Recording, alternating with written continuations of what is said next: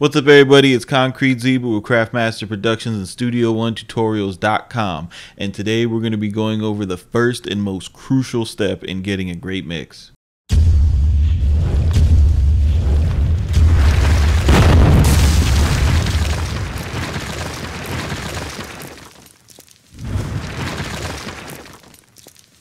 What's up, everybody? It's Concrete Zebra with Studio1Tutorials and Craftmaster Productions, and today we're going to be going over something that is well known but isn't often talked about. Now, when you're going around and you're going through forums and you're looking on YouTube and you're trying to figure out how to get a great mix, one of the things that really holds a lot of people back who are trying to teach themselves is that the internet is filled with information on different plugins, and a lot of it comes from advertising, and people talking about something that's helping them really get over the top in the mix, but no one ever talks about the basics of mixing. So that's what we're going to get into today. And what I'm talking about is the first and most important step in a digital audio workstation environment, and that's called gain staging. If you go to school for this stuff, I know it's one of the first things that they teach you, gain staging and signal flow, because it's how you get good recordings. The reason why you don't hear about it a lot is because a lot of us make music typically with our VSTs. So you're not worried about, recording, a piano with two mics and making sure that you're hitting the sweet spot of your, $1,500 preamp in order to drive it to this, perfect distorted overtone value that gives it the sweet sound. No, you just have, a VST and it sounds how it sounds. But the thing is, in order to get enough room for a mix to really breathe, is you have to have an understanding of the concept of headroom. Now, when you're mixing stuff, you need to pay attention, to your master fader, to your main. You only have, up until you get to zero, until things, start to sound messed up. And you could think about it like this. I definitely encourage you guys to go to other sources and look up headroom and try to learn as much as you can about it, because it's only going to make you a better mixer. I know it's it's boring to read and stuff, but if you really if you're really into making music, then you're really into learning. You're probably a nerd. So I know I am. Anyhow, you're going to, if you're in the production stage and you're making your track and and you're hitting levels up here, when you go to mix, there's no room to do what you need to do to bring things up and down, because you're already high at the meter. If you go over 0 dB, you're in digital clipping range and you're sounding disgusting. So what you want to do is you want to kind of give yourself reevaluate where the top of your mix is hitting, and you want to make it to where you're hitting between -12 and -9.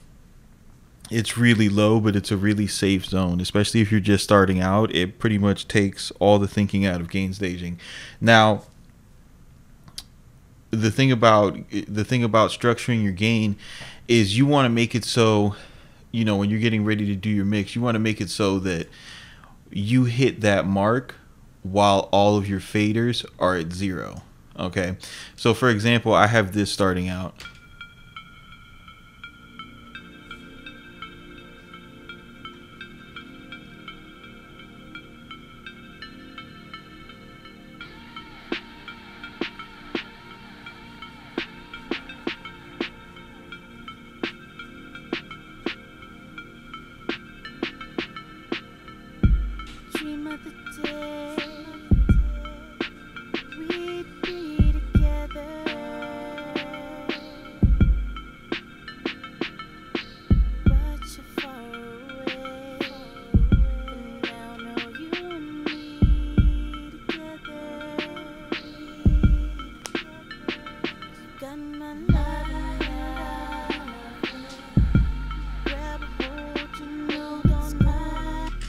So you see, my kick, my loudest transient is, hitting up at -9, even when the 808 stacks on top of it. When the vocals come in, we're hitting up at, around this area at the highest, and that's where you want to start. And you notice that all of my faders are at 0. They call that unity gain.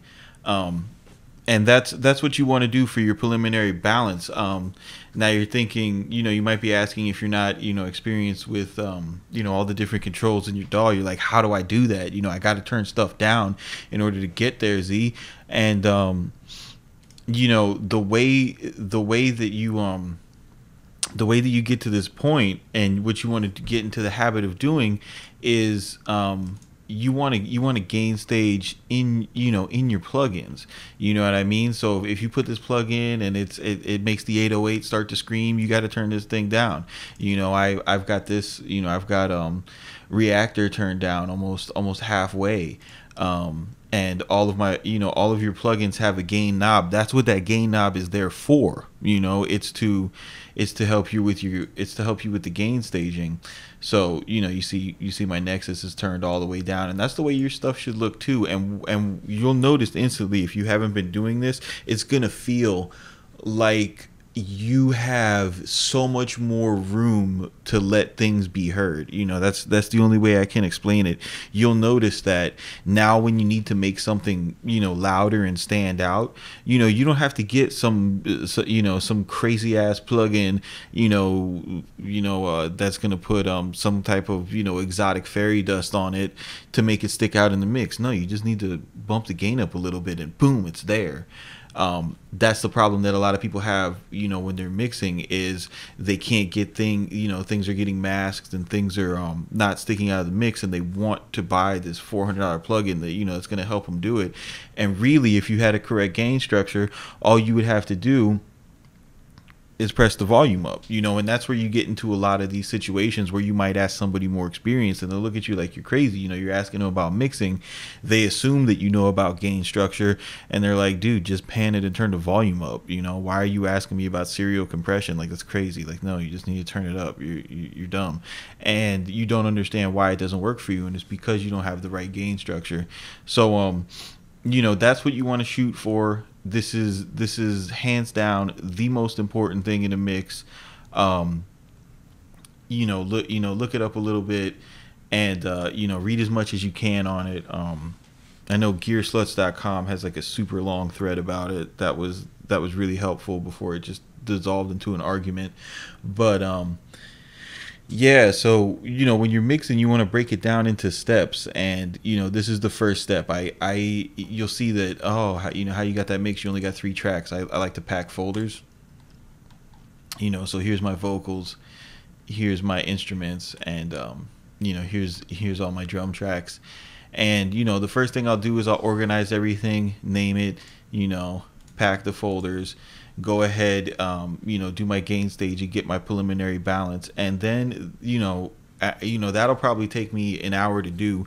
And then what you want to do, go take a break, smoke a cigarette, play 2K, do something, and get a snack, hang out with your girl for an hour, and then come back with fresh ears and, listen to the record. And then what you want to do is you want to start writing down. And it's important to write it down. Don't try to be a super genius. Write it down. Make a list of things that you like about what you're hearing so far, and put that on one side of the paper, and then make another column about things that you need to fix or change. And hopefully there's not that many.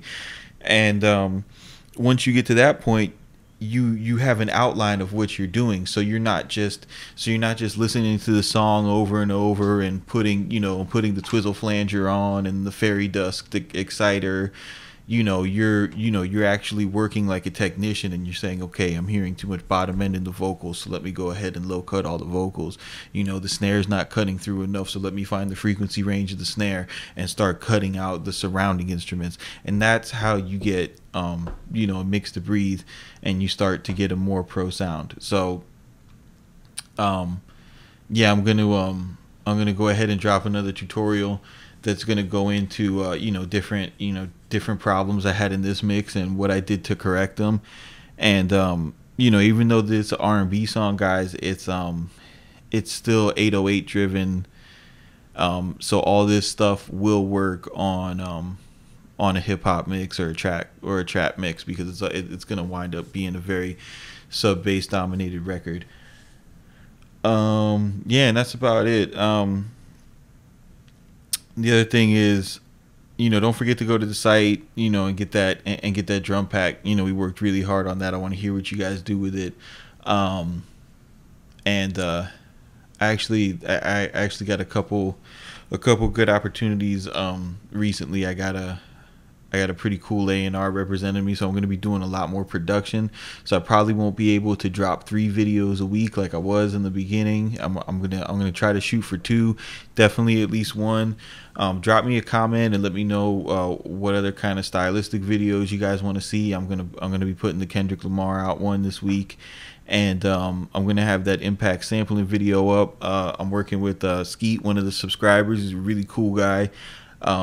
He did some graphics work with me. He's got a really awesome way that he uses Impact, and I was very impressed with it. And so I'm working with him to bring his technique out, into the video format, because I think it could help a lot of people. But thanks for watching. Thanks for the support. Thanks for continuing to comment and be interactive and drop those likes. This is Concrete Zebra with Studio One, tutorials.com, and Craftmaster Productions, and we'll see you on the next one.